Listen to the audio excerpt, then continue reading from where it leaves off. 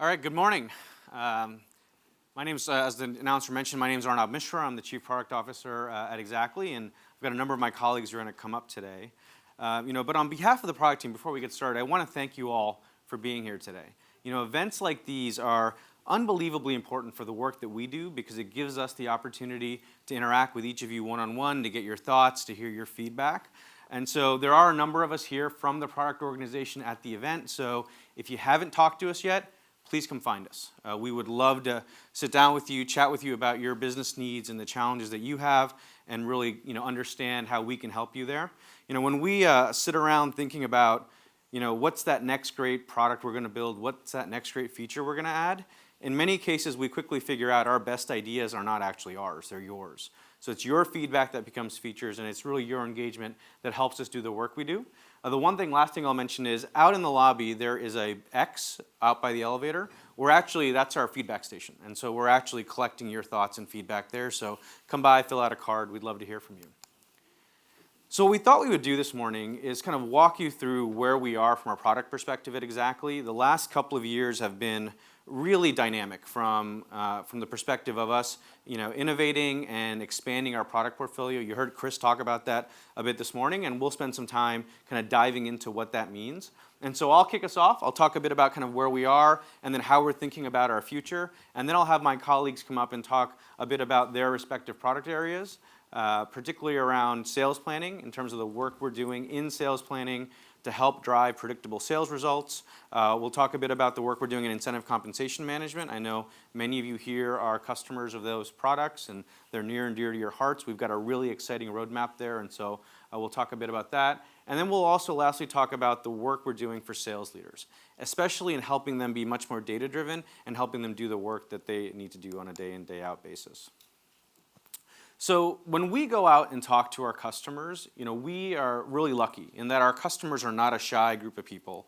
They love giving us feedback, and we love hearing their feedback. And when we hear their feedback, it comes in sort of all shapes and sizes. Some of it is, we'd like this enhancement, we'd like this feature. Other is, please, build this new product for us. But if we distill down everything that they say, we've realized that we hear two things over and over again. The first thing that we hear is, our customers are facing a broad set of challenges that they absolutely have to get right in order to maximize the performance of their sales teams. And in many cases, those challenges extend well beyond compensation into a variety of other ancillary areas. The second thing that we hear is that although our customers are awash in a sea of data, they have more data than they know what to do with, they still struggle with getting insights out of that data, and they struggle with figuring out, how do I surface this data at those critical moments in time where I need to make decisions about the business? And so as we've sort of listened to this feedback over the last several years, what we've realized is, in the world that we live in, there is this notion of a value chain or a life cycle of activities that have to happen in a cohesive way in order to really maximize the performance of your sales organizations. And so the way we think about this value chain is in three core concepts. We think about planning, and so in the most simple terms, planning is all the decisions that you have to make to deploy your scarce and valuable sales resources in such a way that you're set up for success. And there's a lot that goes into that part of the value chain. Then there's this notion of incentives. That's obviously where we got started as a company. But the real sort of intent of incentives is to drive those behaviors that you need to actually go hit that plan. And then lastly, there's this notion of optimization, which is all of the course corrections and the day-to-day decisions you have to make to keep your teams on track. All of this is underpinned by data. We generate a lot of data in our systems. We obviously integrate with a number of different third-party systems to pull data in. And so there's always this need to figure out, how do we get value out of that data? And there's a number of different techniques that we use. We have a benchmarking application which allows for comparisons of your sales organization with peer sales organizations and other companies. We provide a number of things from an operational analytics perspective, and more recently we've been investing a lot in AI, and I'll talk more about how we're thinking about that. So as we've conceptualized this value chain, the thing that's become really apparent to us is we've needed to expand our product portfolio. And so today we've gone from being a company that was laser focused on incentive compensation management to one that now provides a full sales performance management platform. We think of this platform as having three pillars: planning, execution, and optimization. Not surprisingly, those pillars line up with those three core concepts in the life cycle. And as we think about how are we going to invest in these products moving forward, we think about two things. The first thing we think about is making sure that we continue to deepen and enhance our core around incentive compensation management. So that's in this execution pillar. It's in the middle of the diagram for a reason, because it is at the core of everything we do.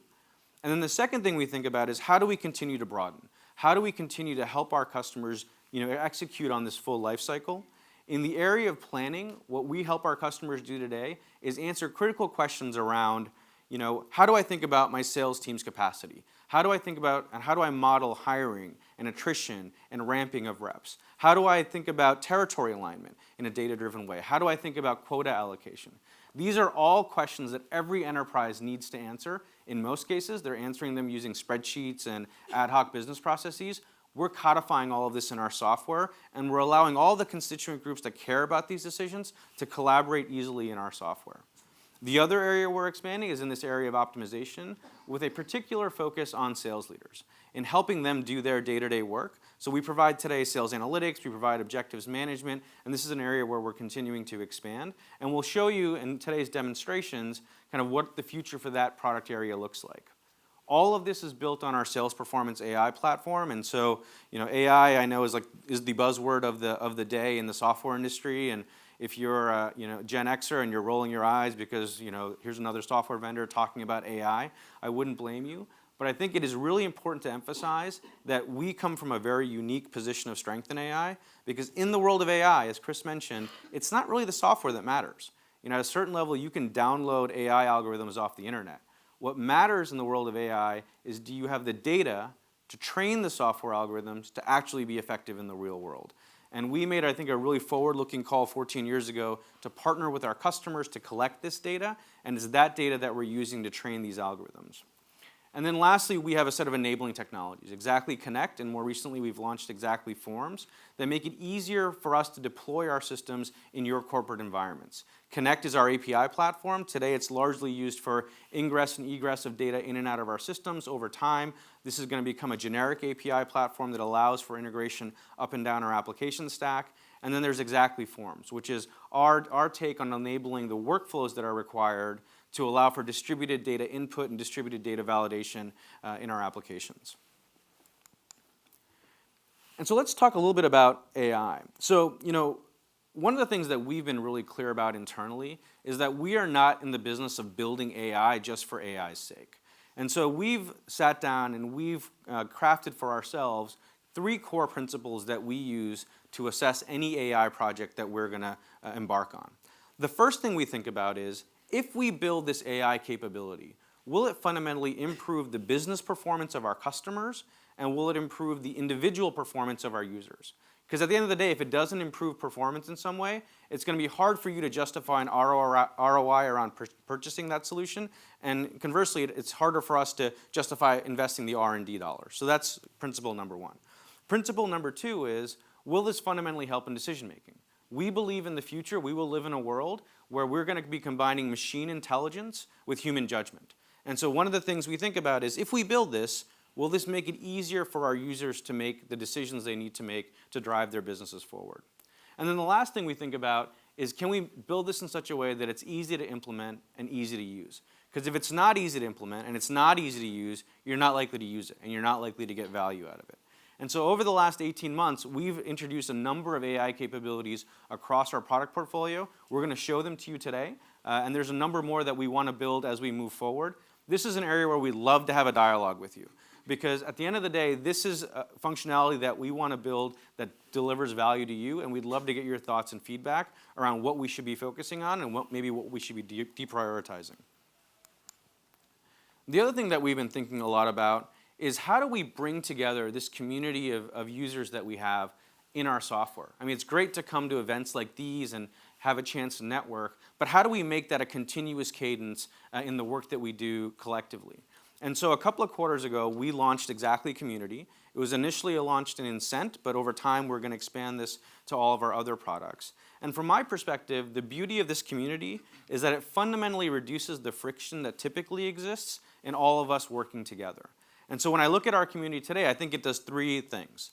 The first thing it does is it reduces the friction in our customers learning about us and our products. So there's a library section where there's how-to articles. There's access to Xactly University, so you can participate in our online courses, and you can schedule in-person courses. You can view webinars.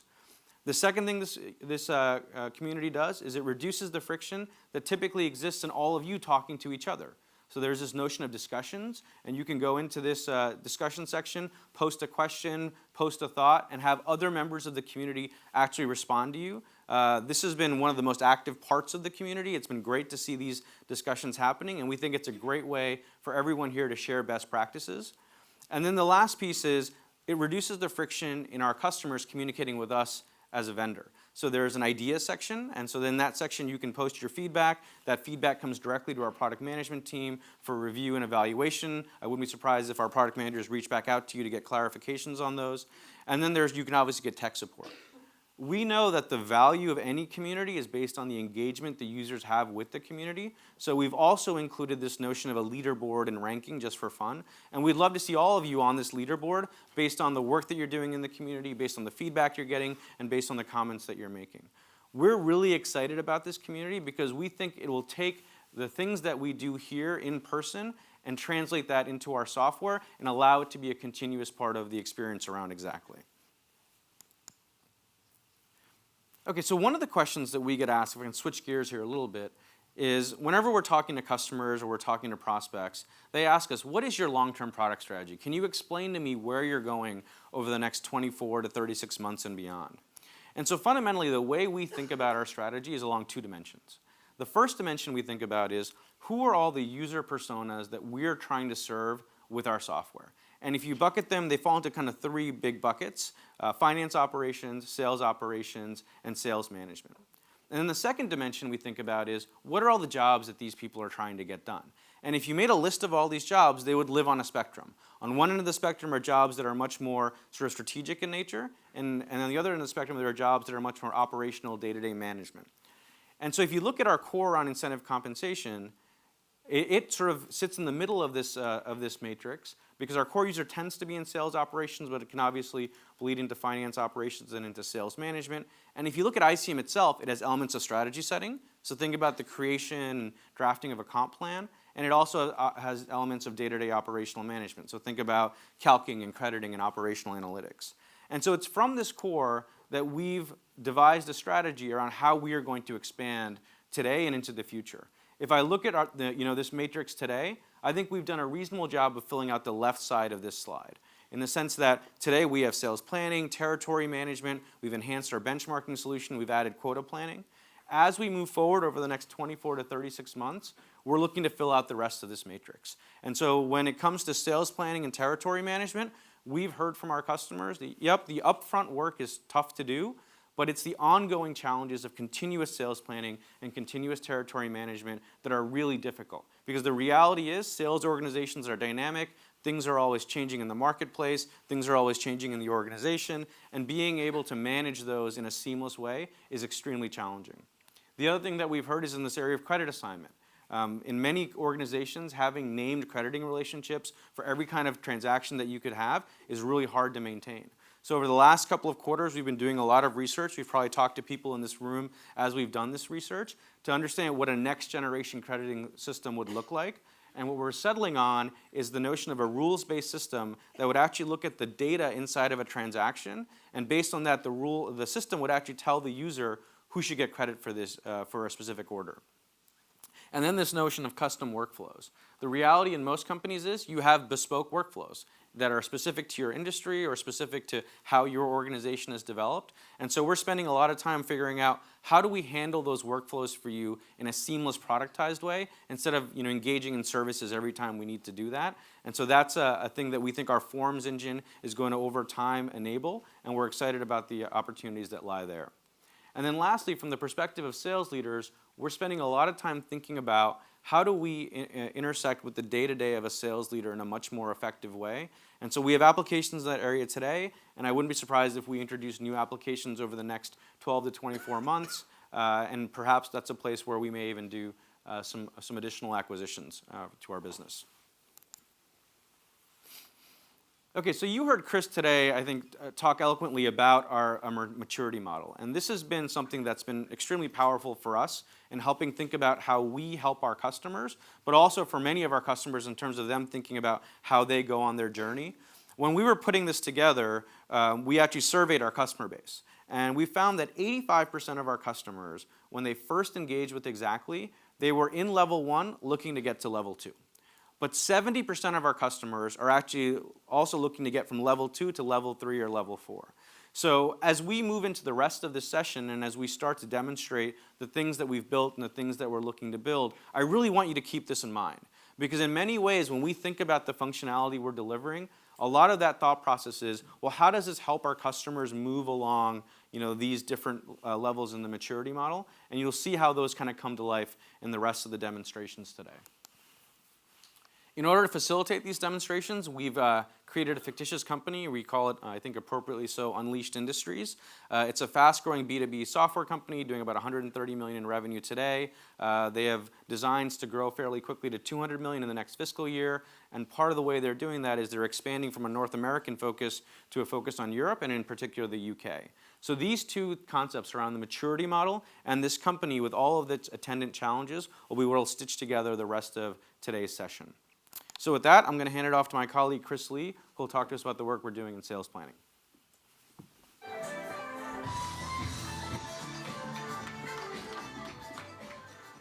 Thanks, Arnab. So I hope everyone's having a great morning. My name's Chris Lee, and I help oversee our planning pillar. So I'm going to spend the majority of my time actually demonstrating our planning solution, but I first wanted to quickly talk you through where we're going with it.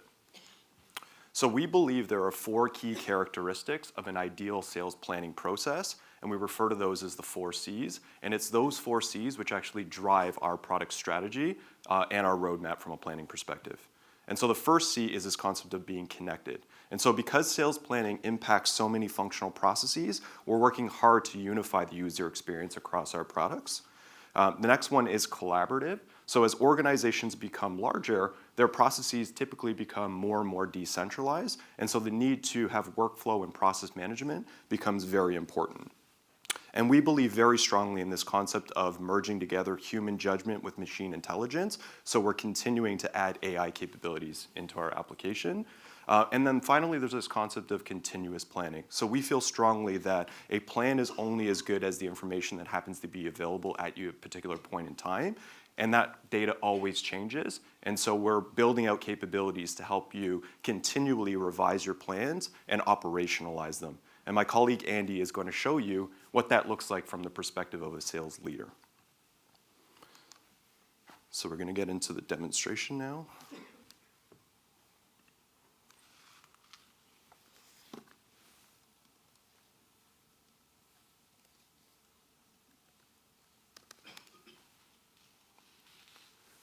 Okay, so as my colleagues and I go through the demonstrations, we're going to assume the roles of various different personas based on the jobs and the activities that these personas contribute to across the SPM value chain. So I'm going to start off as Charles Paris, who sits within the finance ops organization, and he's responsible for coverage and capacity planning. So I'm going to show you 3 things that he's responsible for. We're going to go ahead and actually create the coverage model for the UK expansion. We're going to associate a capacity plan and a productivity plan to that coverage model, and then we're actually going to package up those coverage and capacity assumptions and pass them on to the territory planning team.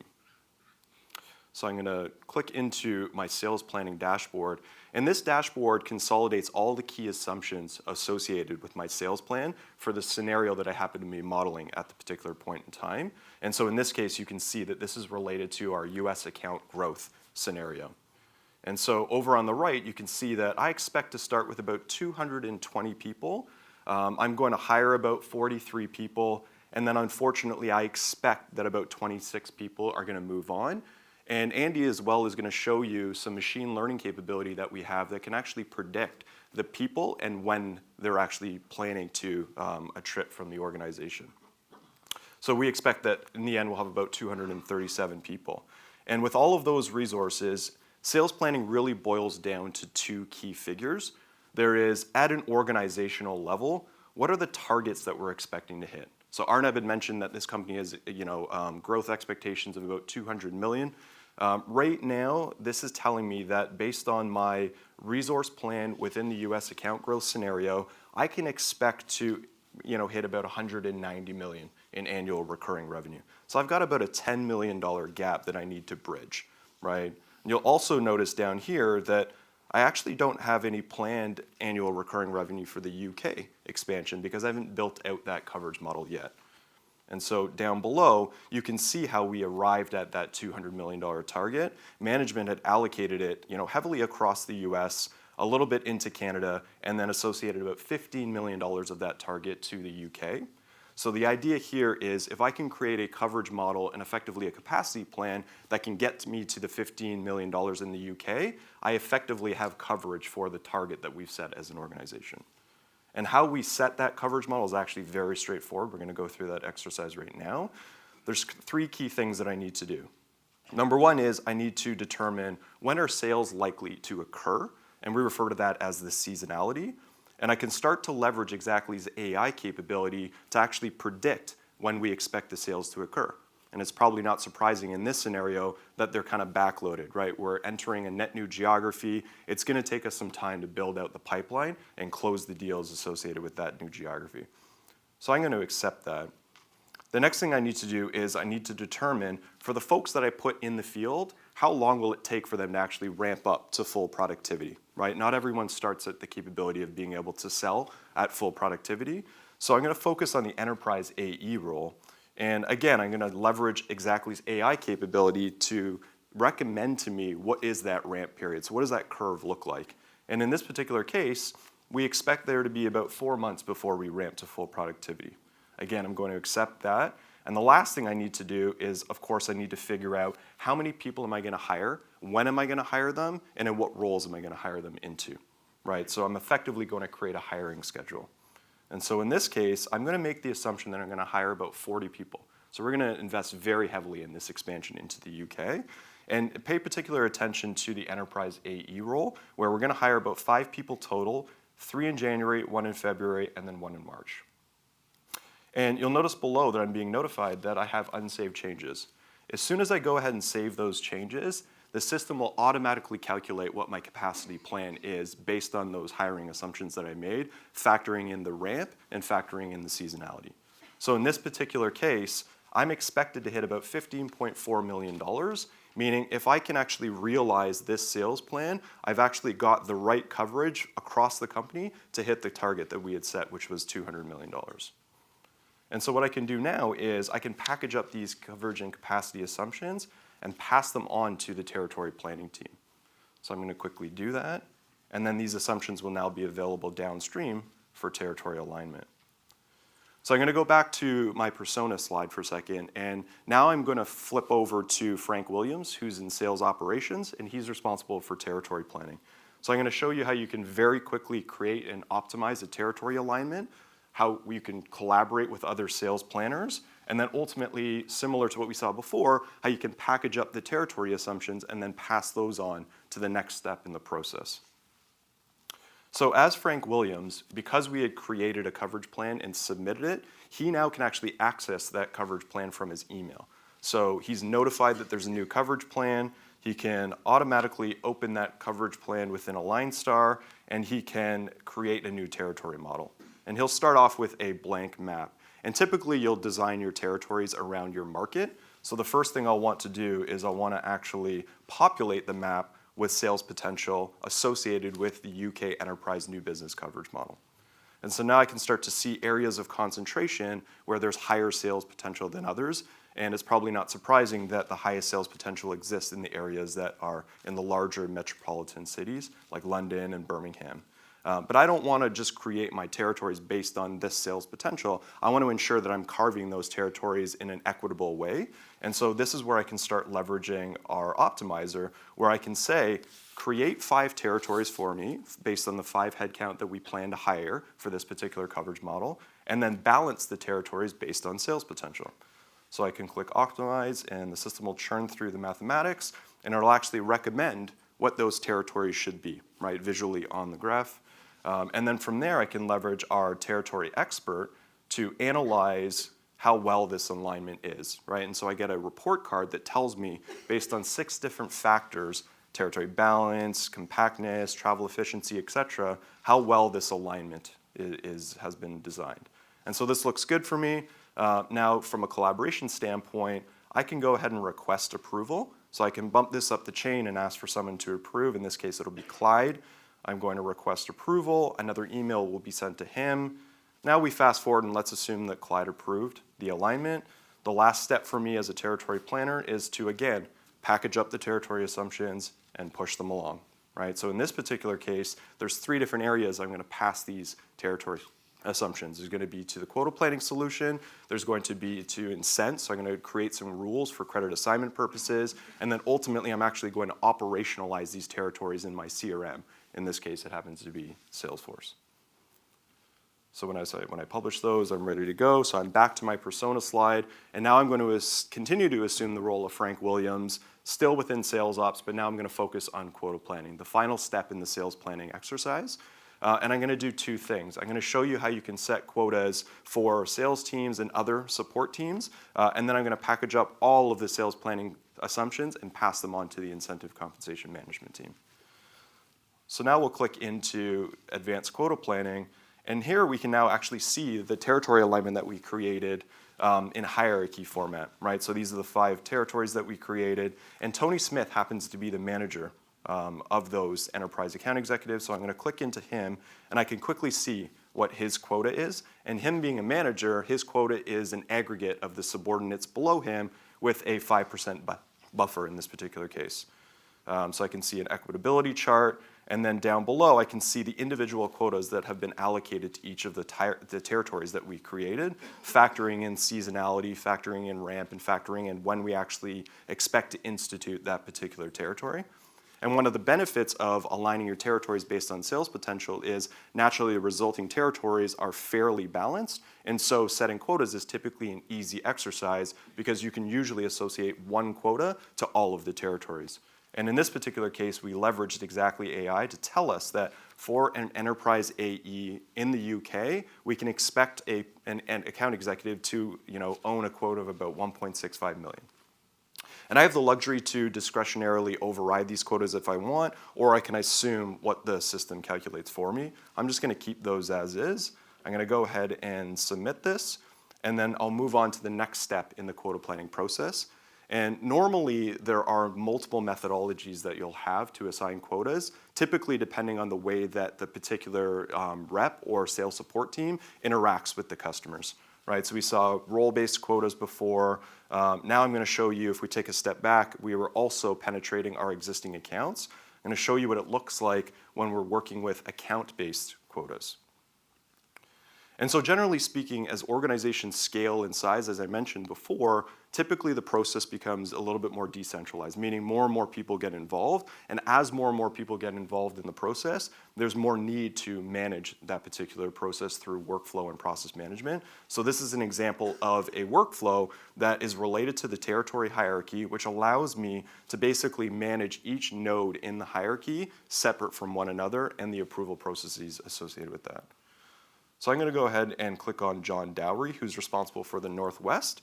And similar, I can see what his quota is, and then I can also see what his team quota is. And he just inherits the quotas based on the folks on his team, again, with a little bit of a buffer. Again, I can see an equitability chart that looks like it needs a little bit of work in this particular case. And then down below, I can see all of the team members and their individual books of business and the quotas associated with the individual accounts that then aggregate up to the book of business quota, right? So I got Monica here, down below I got Lucille, I got Patsy, I got Lindsay, etc.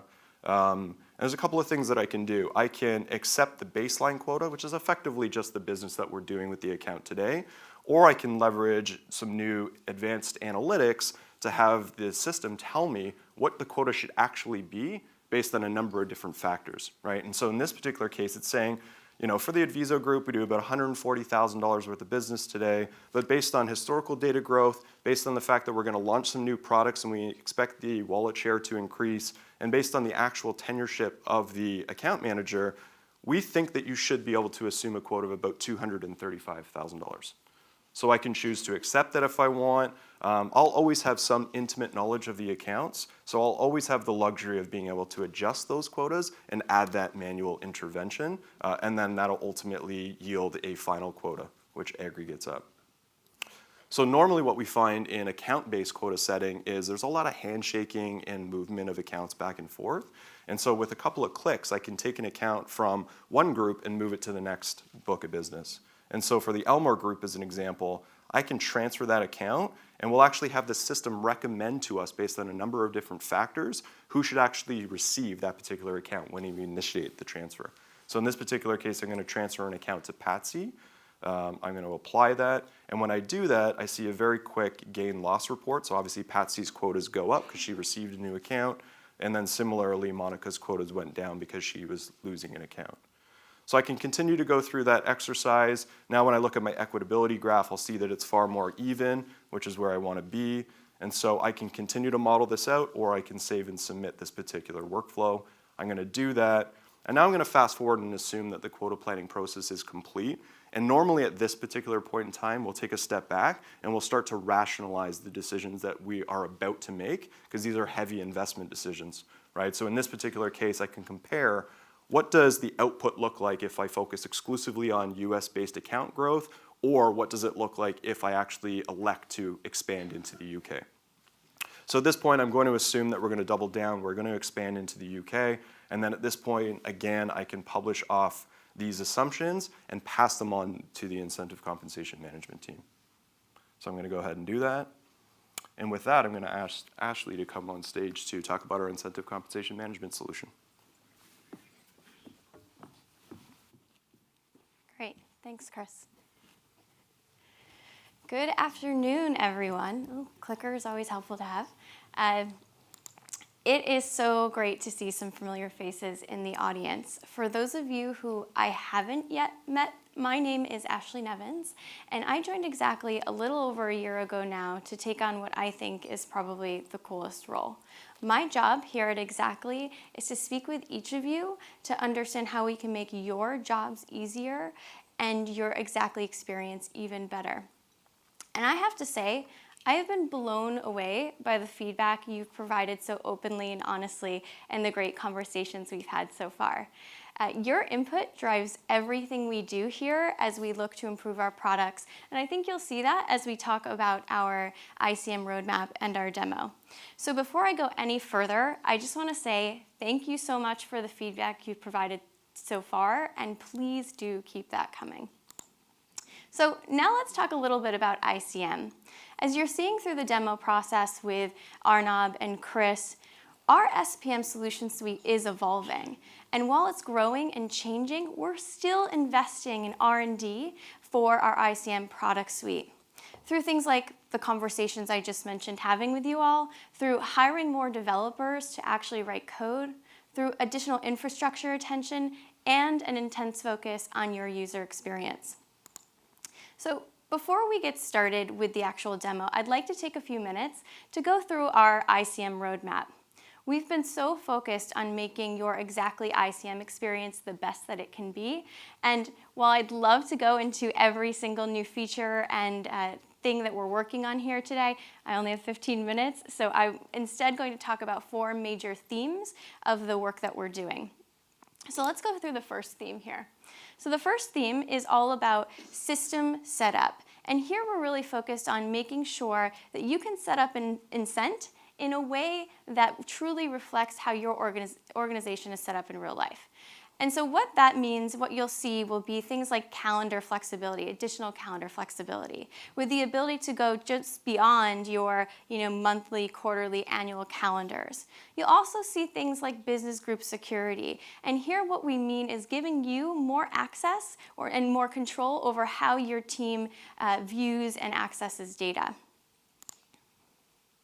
We're also going to focus on creating improved workflows for you and your sales team so that you can streamline and simplify your process and incent. And here you'll see things like from the mobile sales end user perspective, a mobile app that allows sales end users to review and accept plans in the mobile app on the go and also initiate workflows. But from the admin side, you'll also see things like the ability to more easily add and update user information and other data in Incent. So our analytics theme here is all about how you access and understand data. And so what we're thinking about here is a new analytics experience, a new analytics user experience, and also a more comprehensive search where you can search across multiple periods and get all of the information in one screen.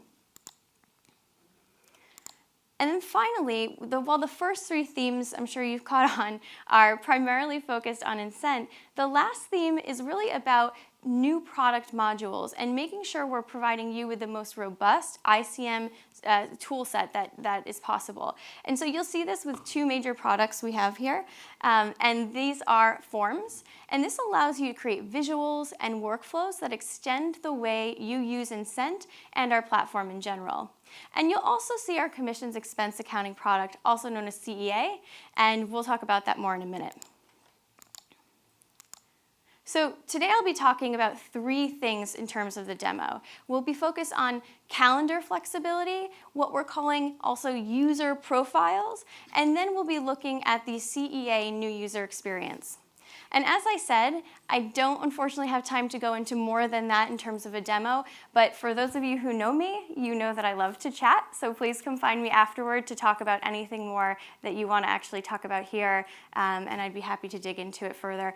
Also, from the forms perspective, we've got a lot of exciting things happening with our forms product right now, and I know our whole Xactly team would be more than happy to talk with you about that further. So with that, let's get started with the demo, and we'll go back to this discussion of Unleash Industries. Once Unleash Industries has gone through their planning process with territories and quotas, it's now time to move from planning into compensation. And in about a month or so, Unleash Industries will need to be able to translate millions of pieces of data into ultimately accurate and timely payments. So our comp team, led by Amy Brown, is going to be responsible for doing this. And here in the demo as we begin, we're going to actually focus on two key pieces of Amy's responsibilities. The first is setting up her yearly calendar.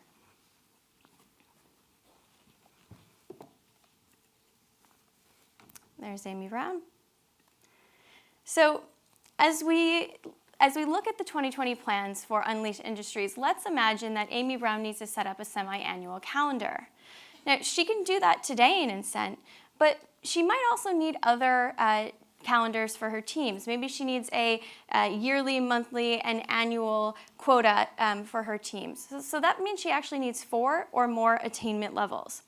We've heard from you that you need this level of flexibility, not just for calculation, but to truly reflect the reality of your business for your sales team. So how is Amy going to set up this calendar?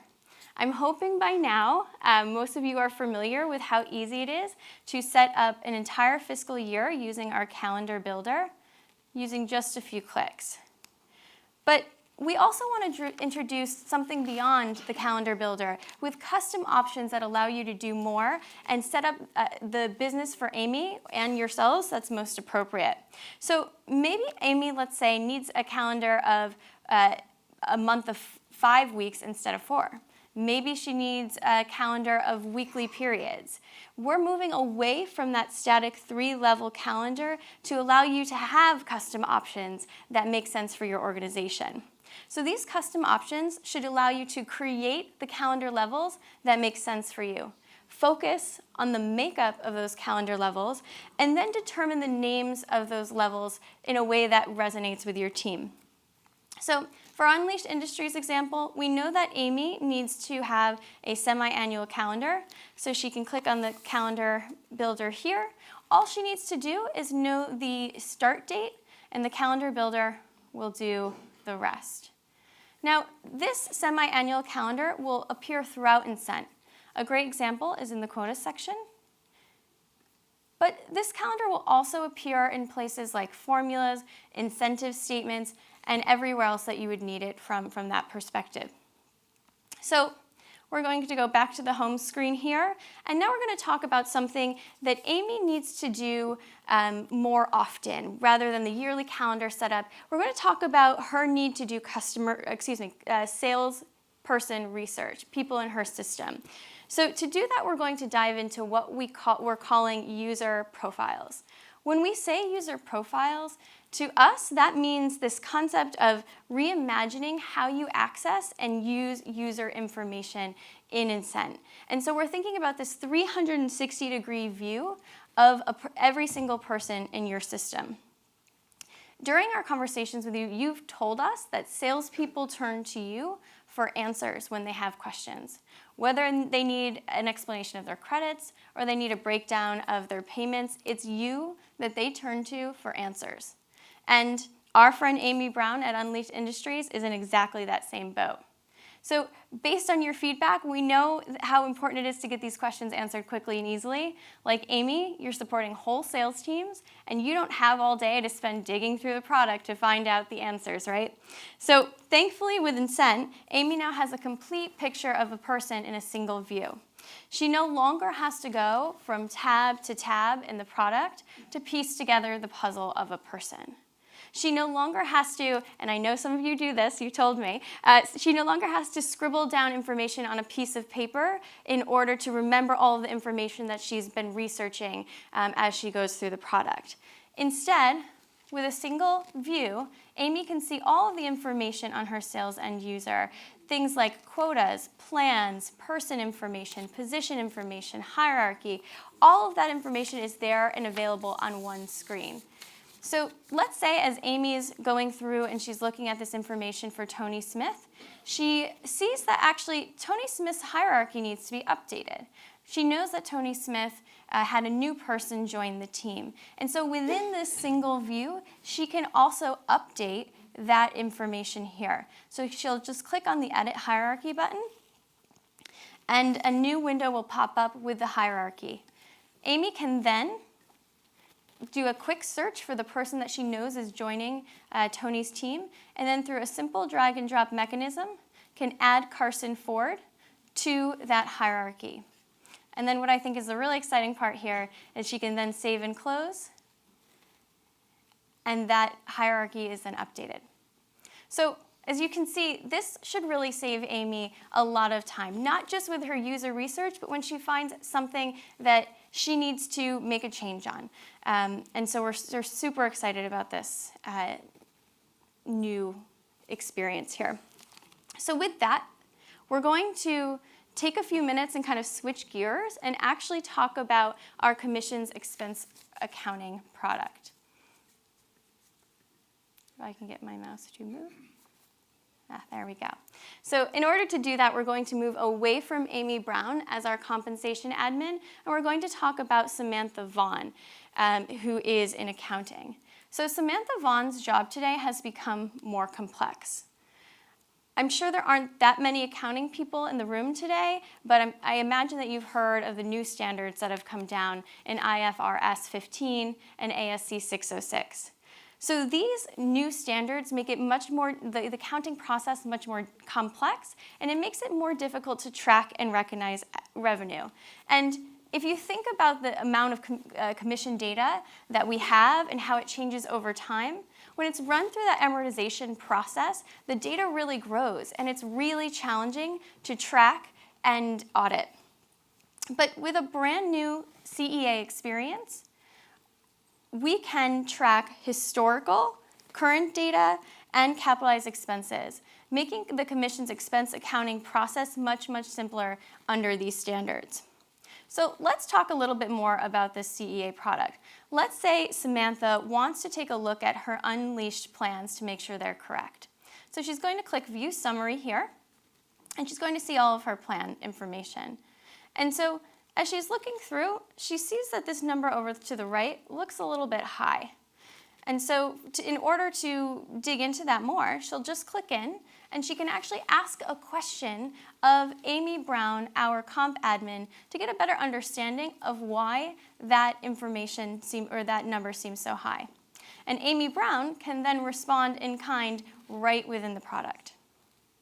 So this really does two things. One, it streamlines communication amongst departments, but it also makes everything really auditable and trackable. Let's imagine, though, that Samantha Vaughn is happy with the response that Amy gave, but she still wants to drill into the data a bit more. Let's say she wants to take a look at her data adjustments and understand how they correspond to true-ups. With just an additional click, Amy can do exactly that. So with that actually wraps up the ICM portion of our demo. I am so excited about everything that we're doing here in ICM, and I hope you are too. Please come and talk with us after this presentation today so that we can really dig in more. But with that, I want to thank you for the opportunity to share some of the work we're doing with you, and I will turn it over to Andy to talk about optimization.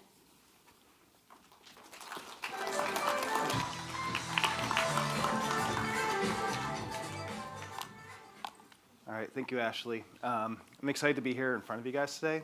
For those that have been to Comp Cloud previously and Unleashed currently, seen a lot of your faces before. You know I've been at Xactly for over a decade now, but I just moved over and I took over our optimization pillar, which really gives me a chance to give some renewed focus and some renewed energy behind the products in that pillar.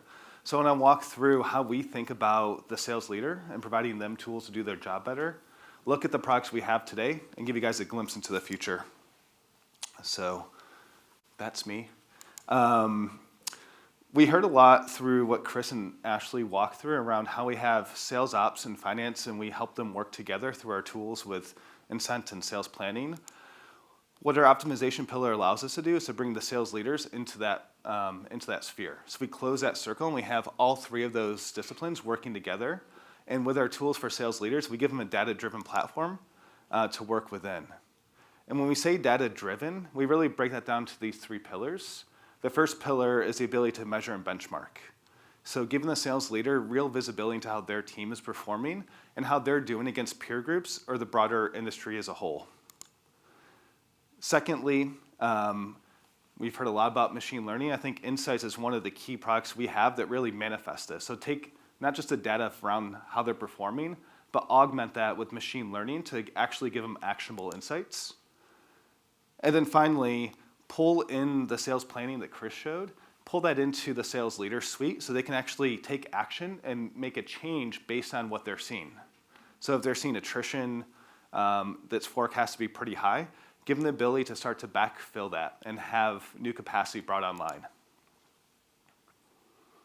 And the way that that then manifests into our roadmap is first adding new metrics for sales leaders. You'll see in our demo, for the first time, we're actually going to start to bring pipeline information into the Insights product to give full visibility for a sales leader from pipeline through paycheck and really close the loop on that performance analysis.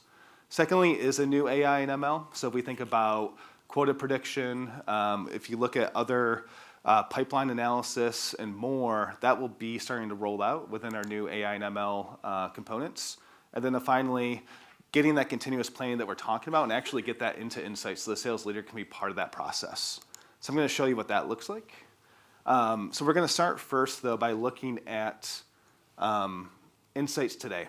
And we're going to do this through Tristan. So back at Unleashed Industries, Tristan's our CSO, so he's in charge of all things revenue and sales. And if we look at Insights today, this is, if you guys have Insights and you log in, this is what you guys would see today. So this is an existing product. And when Tristan logs in, he'll see a snapshot and a scorecard of how his company is performing. This is available for all levels of sales leadership. So if you're a CSO, you'd be at the top right, so you'd see how your total company is performing. If you're a VP of sales, you'd see you and all your teams below you. If you're a frontline manager, you would just see your specific team. So the first part and the first real value that I see with Insights is giving that clear, concise snapshot that's been through finance, been through sales ops, has been cleansed, has been audited, and really shows Tristan how he's performing. And does a really nice job by actually showing how that is benchmarked against his last year's performance. So at this time last year, for example, Unleashed Industries was at 52%, and they're at 48% this year. Beyond that, it's not just representing the data, it's actually giving alerts, and this is where you're going to start to see some of the ML show up. So for example, Brandon, without kind of drilling into the details, we can tell that Brandon, his team, not sort of a top performing team, he's at 40% of attainment, he's the fourth kind of in the stacked rankings. But with the insights we have, we can actually flag Brandon's team as having a high concentration of low performers. So there's something there that explains that 40%. It's not sort of peanut butter spread. It's sort of balanced out by having a cluster of folks that are lower performing. And as I drill into Brandon, who's a VP, I can actually see 2 of his teams are performing well. It's Chris Walker that's sort of bringing down the overall attainment of Brandon's team. And as I drill into Chris, so Chris is the frontline manager, probably has too many reps reporting up to him. He has 18 reps reporting up to him. And Insights does a really nice job in the right-hand side, showing and flagging for us, that Sam and Ward and Nancy and Henry, they haven't had any deals recently. And perhaps most concerningly, Steve Wilcox, who's one of my rock stars, our ML is showing that Steve is at a 70% chance of attriting and leaving the company. And so there needs to be a conversation there so we can save Steve and ultimately save the revenue that Steve is responsible for. And if I'm Brandon, I'm probably aware of Steve. I have about 70 sales reps, but I may want to understand better before I have that conversation what's going on in Steve's world. And this is where I get that individual scorecard. So we started with like a company scorecard. As we drill down and go through the traversing the team, I can land on an individual scorecard that will tell me everything about that person, how long they've been here, where they're located, what their team ranking is, and then the fine details about how they're performing and where they're selling. And then some details around that attrition risk. So that's a lot of different clicks, but to summarize, Insights gives you that global scorecard all the way down to the individual level and really allows the CSO to take control of how their team is performing. The second key value prop that we have with Insights is it allows you to benchmark. And so Chris spoke about this a little bit in his keynote, but we take some really compelling information like this chart here, where we're showing quota attainment on the vertical axis and tenure on the horizontal, right? So how quickly are you ramping and how well are you sustaining your sales team? And while that information unto itself is probably really interesting, it can help you have some data-driven conversations by being able to pull in a peer group and see actually how is this doing against our peer group, right? So we know, for example, that our reps that have been here for less than 1 year on average are about 27% of quota attainment. That may be concerning. We may have some quota issues. We may have some enablement issues. But what does that really mean? What does that look like for the company down the road that I'm competing against? Well, that company down the road, their sales reps in the same area, they're on average at 48% attainment in the first year. So there's something broken there we need to address. We get a bit better from years 1 to 5, right? We're about on par there. And then we see a dip at year 5+. So there's something going on with our more senior sales reps where they're not maintaining that level of performance that we'd expect. And that's validated against the benchmark. So Insights pulls in those benchmarks of the similar companies and the peer groups. And then the final thing is the AI and ML. So you saw this throughout the scorecard navigation, but this really synthesizes it in one screenshot that I think is really powerful. And so this, and Chris kind of painted the mental picture during his keynote about what this looks like. So similarly here we have on the horizontal axis our quota attainment, so how well they're performing. Each dot represents an individual sales rep. The triangles are sales reps that are on my team, my direct reports, and the circles are sales reps from other teams.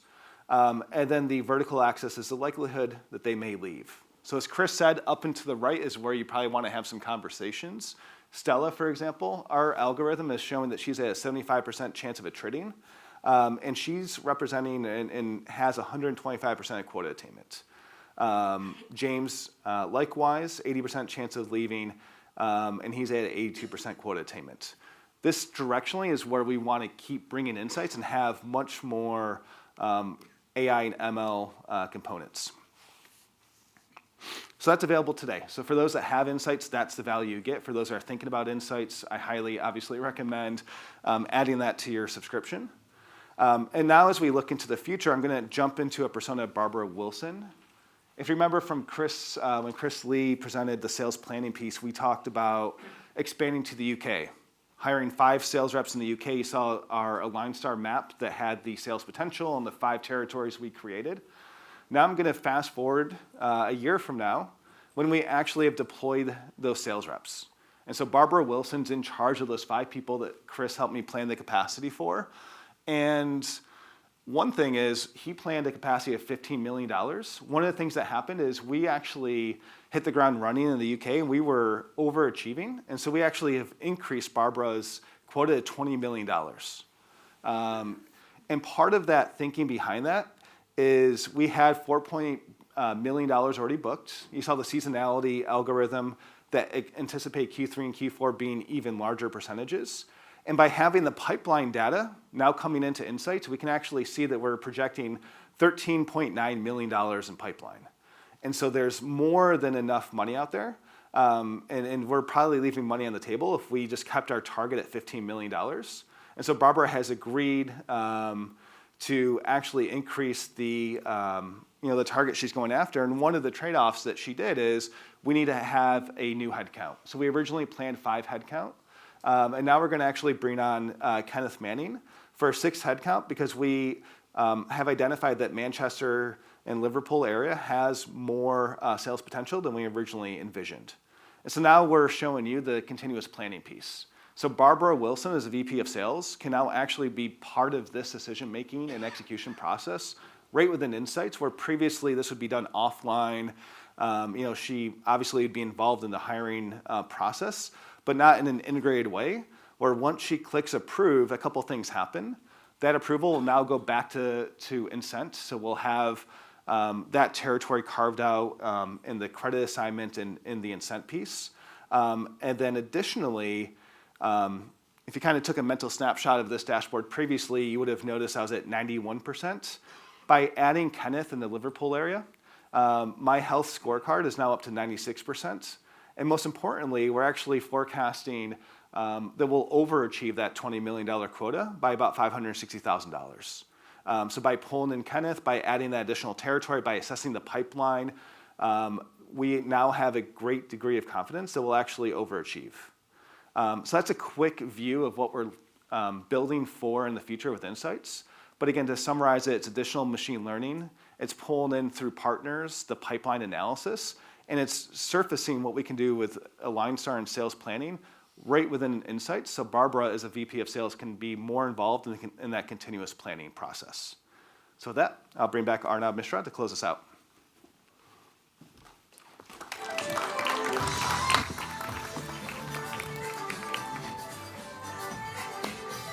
All right, well, thank you. We really appreciate your attendance to this week's event and your attention in this session.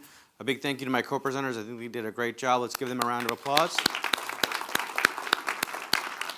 So as you can see, there's a lot going on the product side of the house at Xactly. We could not be more excited about the future of our product portfolio and its ability to add value to your companies. Hopefully this is just part of the dialogue that we're going to have with each of you as we figure out how to best solve for your business needs. So again, please come find us. We'd love to talk to you more through the course of today. Thank you.